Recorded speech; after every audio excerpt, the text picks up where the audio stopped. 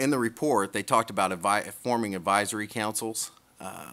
I've been fortunate enough to serve on 2 advisory boards, one for Pekin Insurance Company and one for Madison Mutual Insurance Company.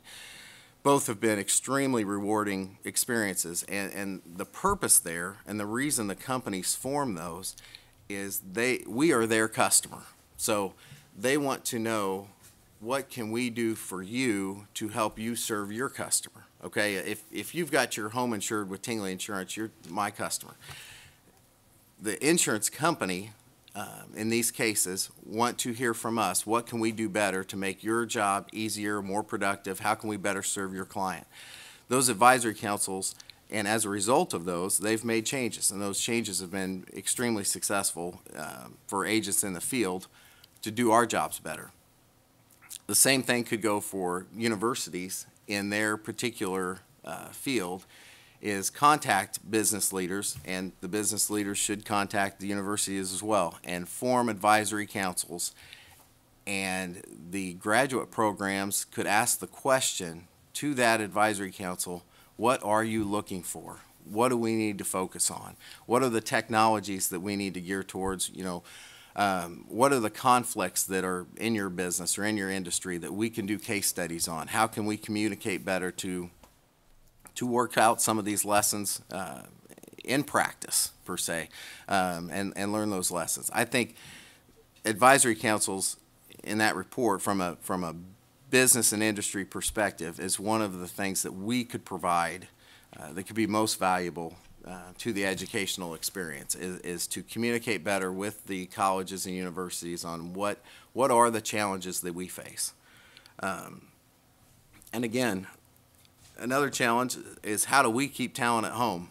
And what I mean by that is we've had some very talented young people come out of Effingham, go to universities, have great experiences, and end up in Chicago or St. Louis or New York. One challenge that we deal with locally is, how do we keep that talent here? How do we keep that quality of life in our town? Fortunately, some of you that are around here have heard of the Rosebud Theater in Effingham. The Rosebud was an idea 5 or 6 years ago. It came to fruition. Unfortunately, it failed. But our local government decided to purchase the building, and it did reopen as a non-for-profit, which is very important to our community. We've been fortunate enough to have Consolidated nearby, who employs a lot in Effingham, Heartland Dental, Midland States Bank, who's now almost a $2 billion bank based in Effingham, Illinois, that's providing education and scholarships locally. But one challenge that we face is, how do we keep those people here, and what can we do to better serve them? Team building. One of the challenges that we face in our business is, in 14 years, we grew from 3 people to 14 people. And when it started, it was fun. You wrote one policy, you mailed it out to them, you got a check, you got paid, everybody smiled, everybody was happy because you only had 4 or 5 clients and they didn't have any claims yet. And then, and then as time goes by, you add more customers on the books, you add more staff. How do you deal with the different personalities? How do you create organizational charts? Those are all challenges that I face every day, because I don't like controversy. So I have a challenge with those organizational situations. But I told my wife the other day that I took for granted how easy my professional life was 6 years ago. So, but one of the things that could help small organizations like ours is if we could add a person that's been through an MBA program, that's had other experiences with other industries and learned about in other situations, come into our organization and say, hey, Chris, this is how they do it here, or this is what works for them.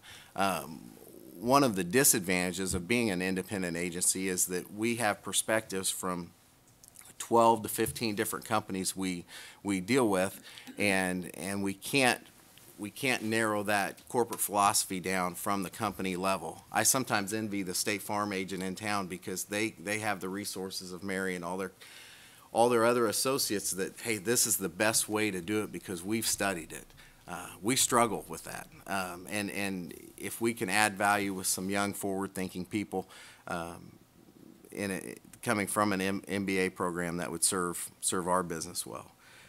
In closing, the most important thing that I think business can do for the advanced graduate school process is form advisory councils, tell you what we're looking for, tell you what we need, and communicate about the technology and challenges that we face every day. The other thing is help pay for it. That's one of the biggest challenges that we all face, that you face, that we face, that our young students face, is if that federal loan or federal grant's not going to be there, can the private industry do it and then get a return on their investment? You know, the private industry can't afford to do it and then not get a return on their investment. How does that work for both parties? So that's something that we need to continue to work on for the future, because I think that's going to have to be the direction that it goes. Thanks.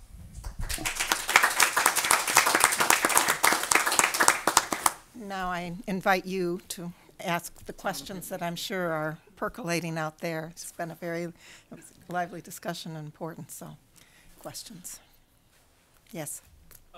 The federal government, one of the things they are able to do, and it's not much, is there is loan repayment for people who do choose to serve in either one of the agencies or for the House or the Senate. Now, with that come a number of conditions. In the agency, sometimes you have to be there 3 or 4 years to be able to get that full amount, otherwise you go right back. For people who work for the House and Senate, like myself, if you leave before a year, if it's a rolling contract, you have to pay that back. What's the average time, or how do most companies do this? When you have these advanced degree holders come in, either while they're getting their degree or after they've gotten their degree, I mean, I know a lot of times there are set time limits. Are those things that, as you mentioned, wanting to retain these people and get that money back from the investment, what kind of things can be done to help, I guess, the students understand that, look, if this company is helping you, you really need to give them back their investment, or how do you translate that onto these 20-somethings like myself who are going, okay, I'm going to have 10 companies, work for 10 companies by the age of 30? From the large industry perspective, and I'm sure there's others, we do a very, very bad job of retaining people who go to advanced education while they're employees. The industry-wide data are that about 80% of people who graduate from an MBA program leave their current employer as soon as they finish. And there's a lot of reasons for that. One, businesses do a very poor job of finding a new role for a person who's suddenly got a new degree. The second reason is people meet large networks of folks in the graduate school program and learn that there's a better place to work. So lots of things like that are contributors. In terms of criteria, in our company at least, if you have your education paid for, there's a 2-year work obligation. And some people, depending on where they go, are very happy to leave and pay that back. And I guess from a mid-company perspective, there's really kind of 2 paths, Ben. I mean, one path is we have a really pretty generous and liberal tuition reimbursement program for which anybody can qualify, and there's no obligation to them, as they work their way through a degree or just through an area that's of interest to them. And they do that a semester at a time with what you might think would be a normal course load. 6 hours a semester maybe, and you're working full-time as well, which some of you may have done as I did, and that's not so easy as it sounds. But if you're in that kind of a track, we don't think they should owe us anything back. That's part of the contract, part of their skill development, part of their resume building, and so on. We also put people through, we've put several through University of Chicago's graduate programs, University of Illinois' graduate programs, a few in WashU, a few in Texas A&M, and the typical executive MBA program that's very aggressive in terms of time demand as well as cost, there would be a commitment there. But typically it's a year.